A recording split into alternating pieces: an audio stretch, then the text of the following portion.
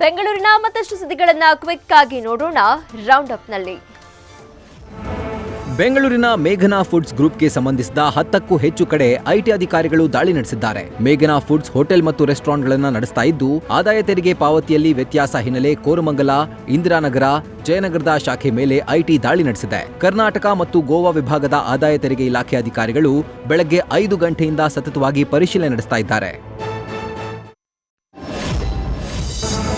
ಬೆಂಗಳೂರಲ್ಲಿ ಪುಂಡರ ಅಟ್ಟಹಾಸ ಹೆಚ್ಚಾಗ್ತಾ ಇದ್ದು, ಬ್ಯಾಡ್ರಹಳ್ಳಿ ಸಮೀಪದ ಆಂಧ್ರಹಳ್ಳಿಯಲ್ಲಿ ನಿಂತಿರುವ ಕಾರಿನ ಗ್ಲಾಸ್ ಪುಡಿ ಮಾಡಿ ಹುಚ್ಚಾಟ ಮೆರೆದಿದ್ದಾರೆ. ಕಿಡಿಗೇಡಿಗಳು ಬೈಕ್ನಲ್ಲಿ ಬಂದು ಸ್ಥಳದಲ್ಲಿ ಯಾರೂ ಇಲ್ಲದನ್ನ ಗಮನಿಸಿ ಏಕಾಏಕಿ ನಿಂತಿದ್ದ ಕಾರಿಗೆ ಕಲ್ಲು ಎತ್ತಿ ಹಾಕಿ ಸ್ಥಳದಿಂದ ಕಾಲ್ಕಿತ್ತಿದ್ದಾರೆ. ಸದ್ಯ ಈ ಸಂಬಂಧ ಬ್ಯಾಡ್ರಹಳ್ಳಿ ಪೊಲೀಸ್ ಠಾಣೆಯಲ್ಲಿ ದೂರು ದಾಖಲಾಗಿದ್ದು, ಸಿಸಿಟಿವಿ ದೃಶ್ಯ ಆಧರಿಸಿ ಆರೋಪಿಗಳ ಸೆರೆಗೆ ಪೊಲೀಸರು ಹುಡುಕಾಟ ನಡೆಸ್ತಾ ಇದ್ದಾರೆ.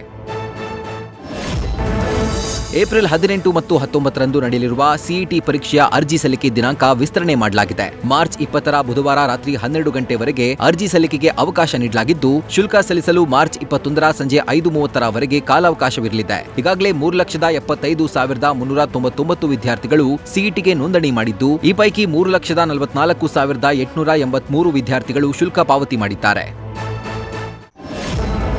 ರಾಜ್ಯದಲ್ಲಿ ಎಮ್ಮೆ ಹಾಲು ಸ್ಥಗಿತಗೊಳಿಸಲು ಕೆಎಂಎಫ್ ನಿರ್ಧರಿಸಿದೆ. ಕಳೆದ ವರ್ಷ ರಾಜ್ಯದಲ್ಲಿ ನಿತ್ಯ 2,000 ಲೀಟರ್ ಮಾತ್ರ ಎಮ್ಮೆ ಹಾಲು ಮಾರಾಟ ಮಾಡಲಾಗ್ತಿತ್ತು. ಬೆಂಗಳೂರು, ಗೋವಾ, ಮಹಾರಾಷ್ಟ್ರ ಭಾಗಕ್ಕೆ ಲೀಟರ್ಗೆ 60 ರೂಪಾಯಿನಂತೆ ಪೂರೈಕೆಯಾಗ್ತಾ ಇತ್ತು. ಆದ್ರೀಗ ದಿನೇ ದಿನೇ ಎಮ್ಮೆ ಹಾಲಿಗೆ ಬೇಡಿಕೆ ಕಡಿಮೆ ಆಗ್ತಿರೋದ್ರಿಂದ ಸಂಪೂರ್ಣವಾಗಿ ಮಾರಾಟ ಸ್ಥಗಿತಗೊಳಿಸಲು ಕೆಎಂಎಫ್ ನಿರ್ಧರಿಸಿದೆ ಅಂತ ಕೆಎಂಎಫ್ ವ್ಯವಸ್ಥಾಪಕ ನಿರ್ದೇಶಕ ಜಗದೀಶ್ ಮಾಹಿತಿ ನೀಡಿದ್ದಾರೆ.